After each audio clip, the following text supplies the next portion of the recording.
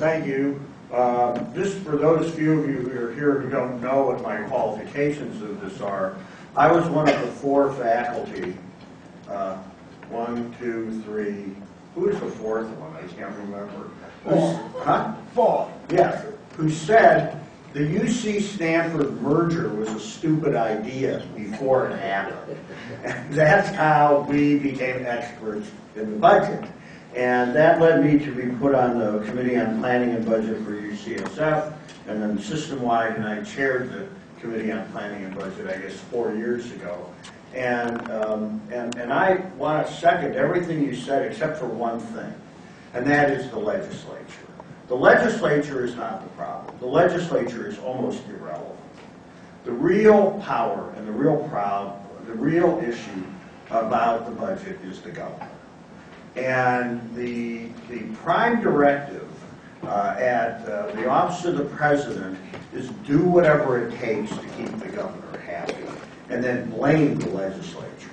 So when I was growing up, I don't know what I'm sure there's an equivalent today, but Bozo the Clown was very popular with kids a long time ago. And I remember having this blow-up Bozo doll that was like this high, that had a weight in the bottom, and you could punch it, and it would flop down and then pop up again. And that's the legislature in terms of this debate. And for that matter, the regents, too, because they don't have any power either. They're dealing with the money that they get.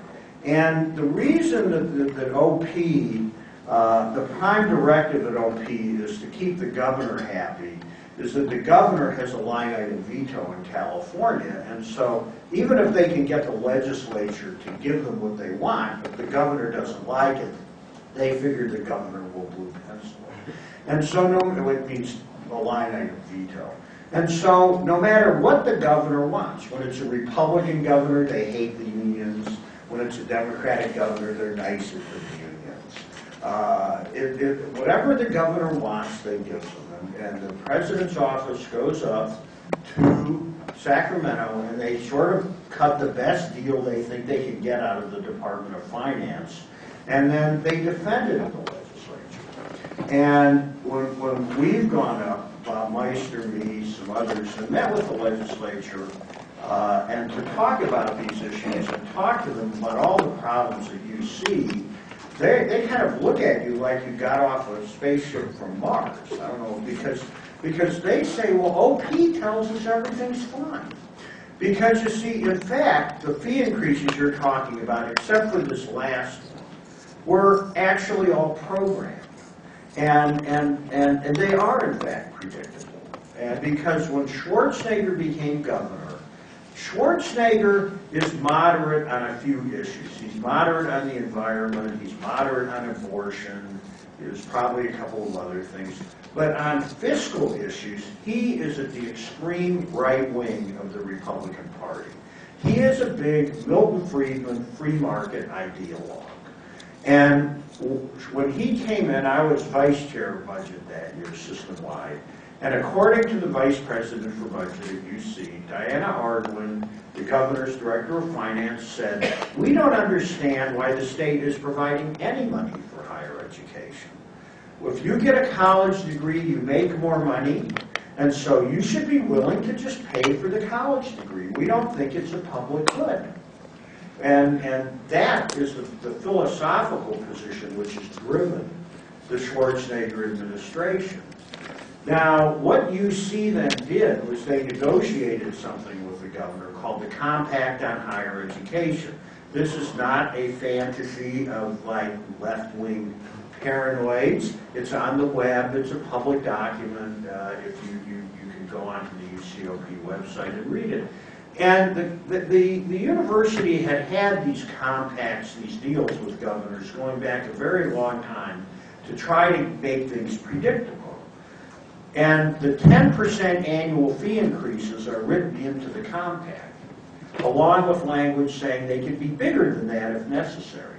It doesn't quite word it that way. It says that the fees will be increased at the rate of income growth in California, which is about 8 to 10%. Now you say, well, I'm not making 10% more money. My friends aren't making 10% more money. But as you heard before, the average includes all those like really rich people. And if you are a multimillionaire and you increase your income by 20%, that drags the average up. So while the median income in California has been stagnant or declining, the middle point, the average has been increasing at 8 to 10% a year.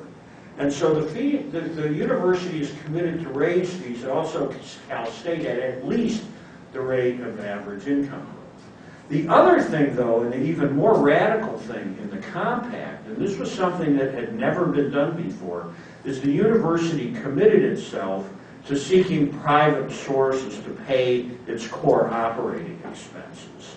And that's something that had never been done before. UC had sought private money, but it was always to build buildings, to have some extra money for research, scholarships. It was never, at least officially, adopted as the way they were going to fund the university.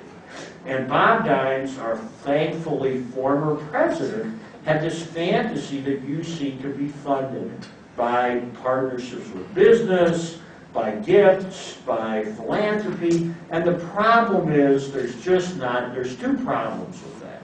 The first problem is that there's just not enough money like that out there.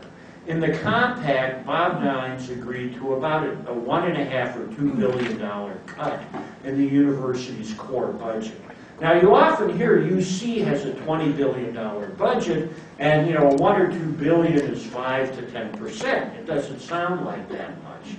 But that $18 to $20 billion includes all the parking garages, it includes the dorms, it includes the national labs, it includes the service operations of the hospital, and if you get rid of all the sponsored projects, and if you get rid of all of that stuff, and just look at what we would call an academic core budget, that is what it actually takes to run what most people think of the university, the teaching and kind of core unsponsored research, that was about $5 billion a year. It's down to about $3 now. And so Dines gave away 20% of the core budget. And the problem is when you go out and you talk about philanthropy, people don't give money to pay to mow the lawn, or to teach freshman English, or to keep the library open, things like they give money for something like I run the Tobacco Center. We got a big foundation gift for tobacco research. I love it, it's wonderful, but it's funding a specific project. And the same is true of research, and the same is true with partnerships with business. Those gifts or those grants bring obligations with them, and the money doesn't go to pay the core expenses. So the compact really put the university on a catastrophic financial path based on a lot of wishful thinking in the part of the office of the president.